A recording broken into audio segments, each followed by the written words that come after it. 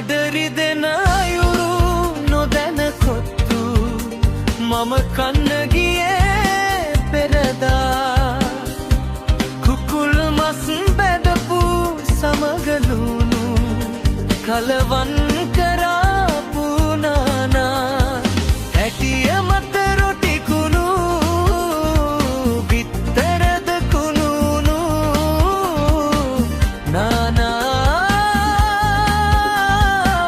කස කස හැදු හරි රසයි කොත්තු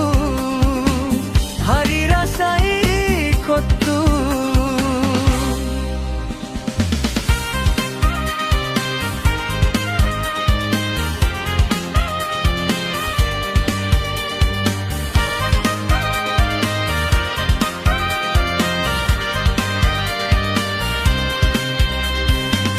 එකත් සමගමනම් නෑ සෙල්ලම් කරලා නැගිටින්න කලින් ආයෙත් මට බඩ යනවා